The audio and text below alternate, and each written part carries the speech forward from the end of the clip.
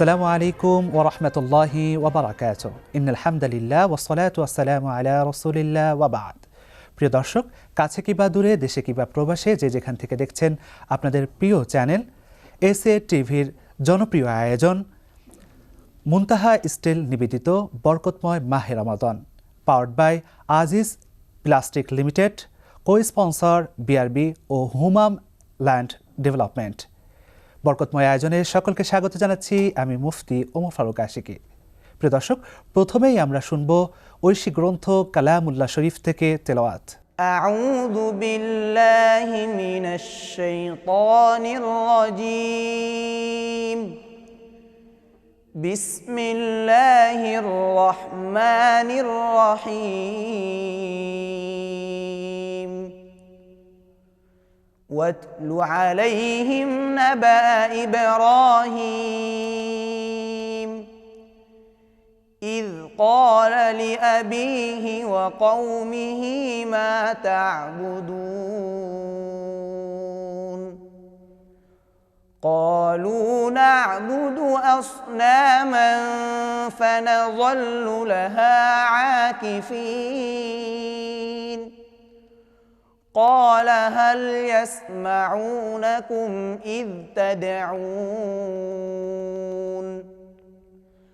أو ينفعونكم أو يضرون قالوا بل وجدنا آباءنا كذلك يفعلون قال أفرأيتم ما كنتم تعبدون صدق الله العظيم। প্রিয় দর্শক, প্রতি এপিসোডের মতো এবারও আমাদের এপিসোডে আমন্ত্রিত হয়েছেন বিদগ্ধ দুজন স্কলার। প্রথমেই আমরা তাদের সঙ্গে আপনাদেরকে পরিচয় করে দিচ্ছি। ঠিক আমার ডান পাশে বসে আছেন থ্রি ল্যাঙ্গুয়েজ অ্যারাবিক স্কুলের সম্মানিত অধ্যক্ষ মাওলানা মশির রহমান তাওহিদ। আসসালামু আলাইকুম ওয়া রাহমাতুল্লাহ। ওয়া আলাইকুম আসসালাম ওয়া রাহমাতুল্লাহি ওয়া বারাকাতুহু। তারপরে বসে আছেন খতিব জামিকুরি কেন্দ্রীয় জামি মসজিদের সম্মানিত মোহতারাম মাওলানা আব্দুর রহিম রশিদি। আসসালামু আলাইকুম ওয়া রাহমাতুল্লাহ। ওয়া আলাইকুম আসসালাম ওয়া রাহমাতুল্লাহি ওয়া বারাকাতুহু। বরকতময় আয়োজনে আপনাদেরকে স্বাগত জানাচ্ছি। আলহামদুলিল্লাহ। আলহামদুলিল্লাহ। প্রিয় দর্শক, চলছে মহিমান্বিত মাস রমাদান, যেটি আল্লাহ তাআলা বান্দাকে দিয়েছেন গিফট হিসাবে, যা বান্দার জন্য অত্যন্ত আনন্দপূর্ণ একটি মাস। এই মাসে আল্লাহ তাআলা কি মহিমান্বিত রেখেছেন, কি মহিমা রেখেছেন, কি গুরুত্ব রেখেছেন, সেই বিষয়টি আজকে আমরা জানব আমাদের মোহতারামদের থেকে। আসুন প্রথমেই আমরা এই বিষয়টি নিয়ে জানি আমাদের ডান পাশের মোহতারামের কাছ থেকে। মোহতারাম, আপনার কাছে যাচ্ছি। আপনি আমাদেরকে বলবেন যে আল্লাহ তাআলা যে রোজাকে বান্দার জন্য ফরজ করেছেন, এখানে আল্লাহ তাআলা বান্দার জন্য কি কি ফজিলত রেখেছেন এই রোজার মধ্যে, এই বিষয়টি আমাদেরকে জানাবেন। আলহামদুলিল্লাহ, অসংখ্য ধন্যবাদ সুন্দর প্রশ্ন করার জন্য।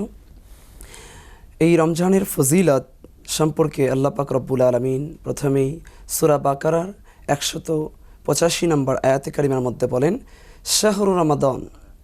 রমজান শব্দের অর্থ হলো জ্বালানো বা পুড়িয়ে দেওয়া, অর্থাৎ আল্লাহ পাকের রাজি এবং খুশির জন্য এবং সওয়াবের আশায় কেউ যদি এই রমাদান মাসে সিয়াম সাধনা করে, সিয়াম পালন করে, আল্লাহ পাক রব্বুল আলামিন তার বিগত পিছনের যে গুনাহগাথাগুলো ছিল এগুলো আল্লাহ পাক রব্বুল আলামিন পুড়িয়ে দেয়, ভস্ম করে দেয়।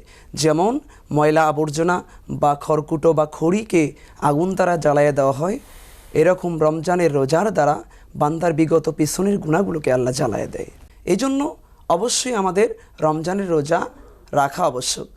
হযরত একজন সাহাবী আমর ইবনে জামহুর, তিনি রাসূল সাল্লাল্লাহু আলাইহি ওয়াসাল্লামের কাছে জিজ্ঞাসা করলেন, ইয়া রাসূলুল্লাহ সাল্লাল্লাহু আলাইহি ওয়াসাল্লাম, আমাকে এমন একটি আমল বলে দিন যে আমলের দ্বারা আমি সরাসরি জান্নাতে প্রবেশ করতে পারবো। আল্লাহ রাসূল সাল্লাল্লাহু আলাইহি সাল্লাম বললেন, হে জামহুর, তুমি যদি সরাসরি জান্নাতে প্রবেশ করতে চাও তাহলে তোমার যে গুরুত্বপূর্ণ আমলটা হলো সেটা তুমি পূর্ণ একটি মাস রমাদানের রোজা রাখো। এর দ্বারা তুমি সরাসরি আল্লাহর জান্নাতে প্রবেশ করতে পারবে। আপনার কথা দ্বারা মুহতারাম আমরা বুঝতে পারছি যে রমাদানের রোজাটা একমাত্র জান্নাত। জান্নাত আর কেমন হবে এর আরো নিয়ামত সেটি আল্লাহ তাআলা জানেন। আল্লাহ তাআলা জানেন। অত্যন্ত চমৎকার জি, জি। বলছিলেন। আমরা যাব আমাদের পরবর্তী মুহতারামের কাছে। প্রিয় মুহতারাম, আপনি আমাদেরকে জানাবেন মানব ইতিহাসে এই রোজাটা কখন এসেছে, কখন থেকে এই রোজাটা? আলহামদুলিল্লাহ, মানব ইতিহাসে রোজার প্রচলন হয়েছে মানুষ সৃষ্টির পর থেকেই। আল্লাহ তাআলা কোরআনুল কারীমের মধ্যে বলেন, ইয়া আইয়ুহাল্লাযীনা আমানু কুতিবা আলাইকুমুস সিয়াম কামা কুতিবা আলাল্লাযীনা মিন ক্বাবলিকুম লাআল্লাকুম তাত্তাকুন। আল্লাহ বলছেন, হে ইমানদারেরা, তোমাদের উপর রোজা ফরজ করা হয়েছে যেমনিভাবে তোমাদের পূর্ববর্তী জাতির উপর তোমার রোজা ফরজ করা হয়েছে। আল্লাহ তাআলা এই রোজা ফরজ করেছিলেন আমাদের জন্য, শুধু রোজা ফরজ করেন নাই, আমাদের পূর্বের জাতিদের উপরও রোজা ফরজ করেছিলেন। আমরা ইতিহাসের পাতায় এইরকম বনি ইসরায়েলের নবী হযরত মুসা আলাইহিস সালাতু ওয়াস সালামের কথা দেখেছি, শুনেছি যে তিনি মুহররম মাসের আশুরা রোজা রাখতেন। তো এইভাবে ধারাবাহিকভাবে আমাদের নবী মুহাম্মদ রাসূলুল্লাহ সাল্লাল্লাহু আলাইহি সাল্লাম তিনার উপরও এই রোজার হুকুমটি আল্লাহ তাআলা নাজিল করেন। আল্লাহ তাআলা কোরআনুল কারীমের মধ্যে আয়াত নাজিল করেছেন, ইয়া আইয়ুহাল্লাযীনা আমানু কুতিবা আলাইকুমুস সিয়াম কামা কুতিবা আলাল্লাযীনা মিন ক্বাবলিকুম। তো আল্লাহ তাআলা আমাদের নবীর উপর রোজা ফরজ করেছেন, এটা হিজরি দ্বিতীয় সনে শাবান মাসে আল্লাহ তাআলা এই রোজাটা আমাদের নবীর উপর ফরজ করেছেন। তো আমাদের নবী মুহাম্মদ রাসূলুল্লাহ সাল্লাল্লাহু আলাইহি ওয়াসাল্লাম এই রোজা পাওয়ার পর অত্যন্ত খুশি হয়েছিলেন এবং উম্মতকে বলেছেন, উম্মত, তোমরা যদি আল্লাহর সাথে সম্পর্ক করতে চাও, সম্পর্ক গড়তে চাও, তাহলে রোজাটাই হলো উত্তম পাথেয়, উত্তম রাস্তা। অত্যন্ত চমৎকার আলোচনা করছেন মুহতারাম। শুনবো আবারও, তবে নিচ্ছি ছোট্ট একটি বিরতি। প্রিয় দর্শক, আপনারা দেখছেন মুনতাহা স্টিল নিবেদিত বরকতময় মাহে রমাদান, powered by Aziz plastic limited, co sponsor BRB এবং মুনতাহা ল্যান্ড ডেভেলপমেন্ট। সাথেই থাকুন, ফিরছি কিছুক্ষণ পর।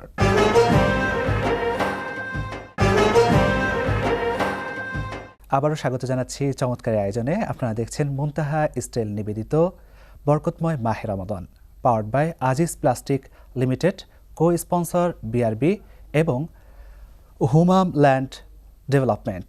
বরকতময় আয়োজনে আমাদের সঙ্গে আছেন দুজন অতিথি, শুনছি তাদের থেকে গুরুত্বপূর্ণ আলোচনা। আমরা যাচ্ছি আবারও আমাদের মোহতারামের কাছে। প্রিয় মোহতারাম, আপনি আমাদেরকে বলবেন রোজা ভাঙলে কি কি কারণে ভেঙে যায়? এক কথায় রোজা ভাঙার কারণগুলো কি? রোজা ভাঙ্গার অনেক কারণ রয়েছে, তার মধ্যে উল্লেখ্য কারণ সূরা বাকারার 187 নম্বর আয়াতে যে কথাগুলো আল্লাহ পাক রব্বুল আলামিন বলেছেন, তার মধ্যে কয়েকটি কথা হলো, যদি কোনো আল্লাহর বান্দা ইচ্ছাকৃতভাবে রোজা রাখা অবস্থায় কোনো কিছু খেয়ে ফেলে অথবা পান করে, তাহলে তার রোজা ভেঙে যায়। শুধু তাই নয়, রোজা রাখা অবস্থায় যদি দিনের বেলা স্ত্রী সহবাস করে, এতে করে রোজা ভেঙে যাবে। হ্যাঁ, এখানে আল্লাহ রাসূল সাল্লাল্লাহু আলাইহি সাল্লাম এই রমজান মাসে স্ত্রী সহবাসের কথা বলেছেন, সেটা হলো মাগরিব থেকে ফজরের আগ মুহূর্ত পর্যন্ত, অর্থাৎ সেহরির আগ পর্যন্ত। জি, এ কথা বলা হয়েছে। অনেক সময় দেখা যায় যে আমাদের টাইম যে মেনটেনটা থাকে, যে আমরা ঘুম থেকে দেরি করে উঠেছি, মনে করছি যে হ্যাঁ এখনো সময় আছে, কিন্তু খেয়ে নিই। খাওয়ার পরে আমরা দেখছি যে আজান হচ্ছে, বা আবার যখন আমরা একটু টাইমের দিকে মেনটেন করছি, তখন দেখছি যে সময়টা নেই। এক্ষেত্রেও রোজা ভাঙবে কিনা? এক্ষেত্রে যদি আমার না জানার কারণে হয়, তাহলে এটা সমস্যা হবে না, কিন্তু এক্ষেত্রেও রোজা ভেঙে যাবে। জি জি, আমার এখানে হচ্ছে রোজাটাকে নির্দিষ্ট সময়ের জন্য ফরজ করা হয়েছে, নির্দিষ্ট সময় থেকে নিয়ে আরেকটি নির্দিষ্ট সময় পর্যন্ত। এর মধ্য থেকে সে যদি ভুলে খাক বা অনিচ্ছাকৃত হোক বা কারোর প্ররোচনায় হোক, সেগুলো যদি রোজার বহির্ভূত কোনো কাজ হয়, ভেঙে যাবে। জি জি। এরপরে আমাদের বাংলাদেশে হানাফি মাযহাবের মধ্যে এগুলো অবশ্য নাই, কিন্তু সৌদি আরবের স্কলাররা বলেন, যদি শিঙ্গা লাগায় অথবা ইচ্ছাকৃতভাবে বমি করে অথবা শরীরের কোনো অঙ্গ প্রত্যঙ্গ থেকে এরকমভাবে কাটা যাওয়া বা বিভিন্ন ক্ষতর কারণে রক্ত প্রবাহিত হয়, তাহলে রোজা ভেঙে যায়। এরপরে বলা হয়েছে, যদি নাকের মধ্যে ঔষধ বা ড্রপ জাতীয় জিনিস দেওয়া হয় বা এরকম ধূমপান করা হয়, জি হ্যাঁ, অত্যন্ত চমৎকার বলছিলেন, এগুলো কারণে রোজা ভঙ্গ হয়ে যায়। এই বিষয়গুলো আমাদেরকে অবশ্যই লক্ষ্য রাখতে হবে, না হলে আমাদের রোজা ভেঙে যাবে। অবশ্যই। জি, খুব চমৎকার বলছিলেন। আমি যাচ্ছি আমাদের পরবর্তী মুহতারামের কাছে। জি মুহতারাম, আপনি আমাদেরকে জানাবেন, আল্লাহ তাআলা এত মাস দিয়েছেন, অর্থাৎ রমাদান ছাড়া 11টি মাস দিয়েছেন, রমাদান মাস কেন আল্লাহ তাআলা দামি করলেন, এই বিষয়টি আমাদেরকে জানাবেন। জি আলহামদুলিল্লাহ, আল্লাহ তাআলা বছরে 12টি মাস দিয়েছেন, এর মধ্যে অন্যতম সম্মানিত মাস হলো রমাজানুল মুবারক। এই মাসটা দামি হওয়ার কারণ আল্লাহ তাআলা কোরআনুল কারীমে নিজেই বলেছেন, শাহরু রমাদান আল্লাযী উনজিলা ফীহিল কোরআন। রমজান মাস তো এমন এক মাস যে মাসে কোরআনুল কারীম নাজিল হয়েছে, আল্লাহ তাআলা নাজিল করেছেন। আপনি খেয়াল করলে দেখবেন কোরআনুল কারীম যার সাথে টাচ লেগেছে আল্লাহ তাআলা তার মর্যাদাই বাড়িয়ে দিয়েছেন। যে ফেরেশতা কোরআনুল কারীম বহন করে পৃথিবীতে নিয়ে আসছেন, সেই ফেরেশতাকে আল্লাহ তাআলা ফেরেশতাদের সর্দার বানিয়ে দিয়েছেন। আপনি খেয়াল করবেন যে জায়গাটায় কোরআনুল কারীম নাজিল হয়েছে ওই জায়গাকে আল্লাহ তাআলা দামি বানিয়ে দিয়েছেন। এই পৃথিবীতে অনেক জিনিস আছে, অনেক দামি দামি জিনিস আছে। দেখবেন অনেকগুলি ফার্নিচার আমরা শরীরে বা গায়ে টাচ লাগলে পরে কখনোই সম্মান করি না, কিন্তু কোরআনের সাথে টাচ লাগার কারণে একটা কাঠের রেহাল, যেটাকে খুব মূল্য আমরা মানে দাম দিয়ে কিনি না, কিন্তু যখনই কোরআনের সাথে টাচ লেগেছে আমরা অটোমেটিকটাকে সম্মান করি।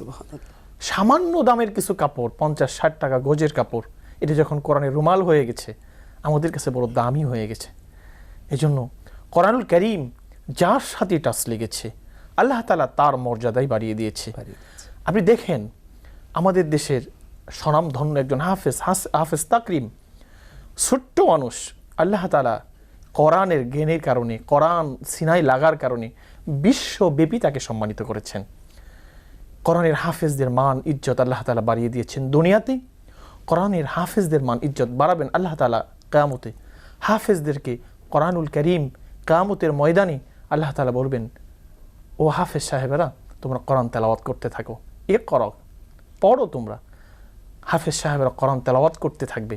কোরআন তেলাওয়াত করতে করতে করতে করতে একটা সময় যেখানে থেমে যাবে আল্লাহ তাআলা বলবেন, হাফেজ সাহেব তোমার মর্যাদা সে পর্যন্তই আমি বাড়িয়ে দিলাম। সুবহানাল্লাহ।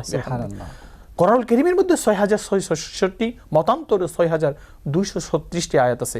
আল্লাহ তাআলা একজন হাফেজের মর্যাদার ওই রকমই আয়াত বরাবর বাড়িয়ে দিবেন। মাশাআল্লাহ, আলহামদুলিল্লাহ। এই কোরআনের সঙ্গে যাদের সম্পর্ক আল্লাহ তাআলা তাদের মর্যাদা বাড়িয়ে দিবেন। মাসের সম্পর্ক মাসের মর্যাদা, ব্যক্তির সাথে সম্পর্ক ব্যক্তির মর্যাদা, বস্তুর সাথে সম্পর্ক বস্তুর মর্যাদা। মাশাআল্লাহ, অত্যন্ত চমৎকার বলছিলেন প্রিয় মুহতারাম। শুনবো আরো, তবে নিচ্ছি ছোট্ট একটি বিরতি। প্রিয় দর্শক, আপনারা দেখছেন মুনতাহা স্টাইল নিবেদিত বরকতময় মাহে রমাদান, powered by Aziz plastic limited, co sponsor BRB এবং হুমাম ল্যান্ড ডেভেলপমেন্ট। সাথেই থাকুন, ফিরছি কিছুক্ষণ পর।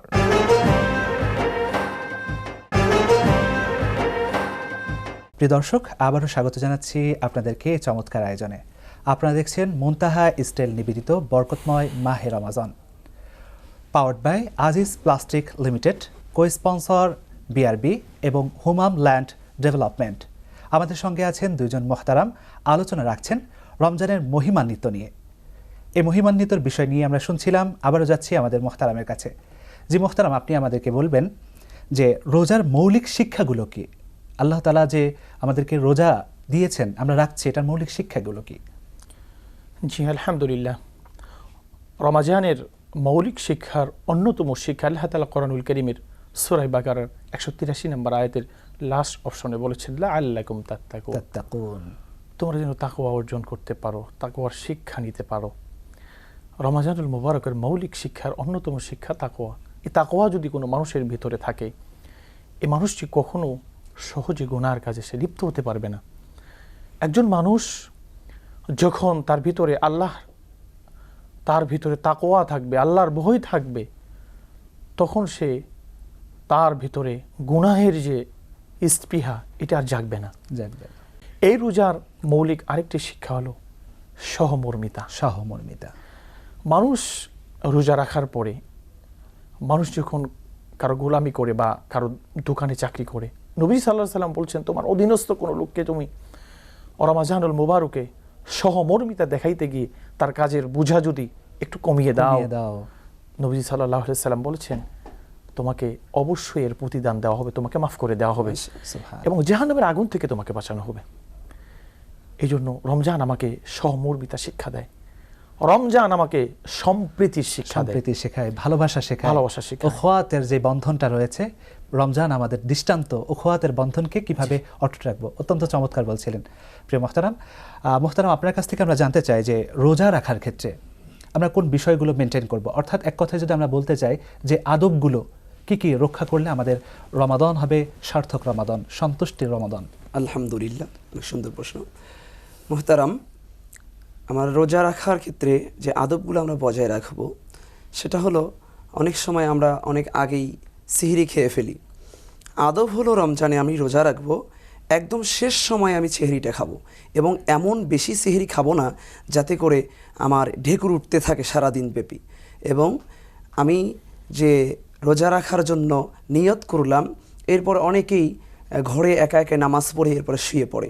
তো এই রমজানের আদব হলো যে জামাতের সহিত যেন সে নামাজটা পড়ে, এরপরে সে কিছুক্ষণ তাসবিহাত কোরআনের তেলাওয়াত করে এরপরে জিকির আজকার করে 30 মিনিট বা 40 মিনিট পর সে যেন ঘুমায় পড়ে। রমজানের আরও কিছু রোজা আদব আছে, সেগুলো হলো আমার হাত দ্বারা যেন কোনো খারাপ কাজ সংগঠিত না হয়ে যায়, আমার পা দ্বারা যেন কোনো খারাপ জায়গায় আমি না যাই। বিভিন্ন এরকম বিষয়গুলো আছে যেগুলো মেনটেন করে আমাদের চলতে হবে। ইফতারের আগ মুহূর্তে এরকম আগে ইফতারকে সুসজ্জিত করে ইফতারের সামনে রেখে আল্লাহর কাছে দোয়া করা, এটাও একটি রমজানের আদবের মধ্যে পড়ে।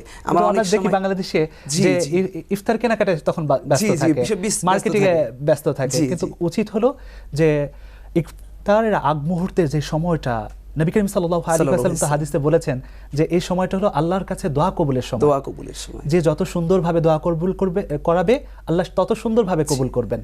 জি। আর সবচেয়ে বড় কথা হলো যে হালাল রুজি তো আমরা সব সময় খাবো বছরের অন্য মাসও, কিন্তু হালাল রুজি দ্বারা ইফতারটা করা এবং সেহরি করা, এগুলো রমজানের অত্যন্ত আদবের মধ্যে অন্যতম আদব। জি, অত্যন্ত চমৎকার বলছিলেন যে আমরা জানলাম রমাদানে আমরা রোজা রাখছি আদবগুলো কি।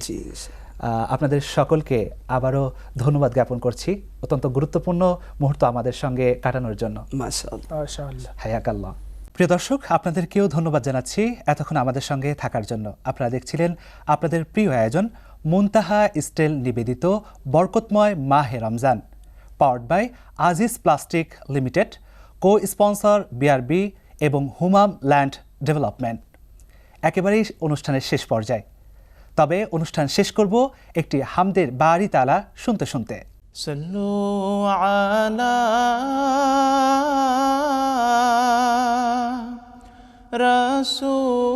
রাসূলিনা সাল্লু আলা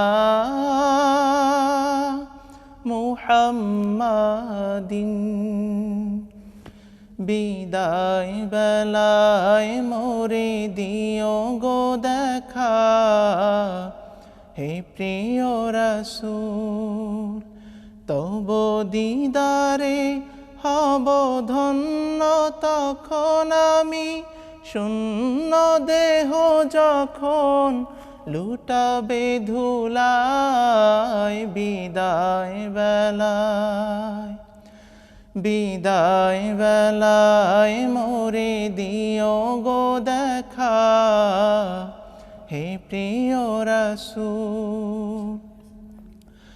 কত নবী ওলি ছিল ধরার মাঝে, সবাই আপন নিরে চলে গেছে। আমিও তো পাব না ছাড়া,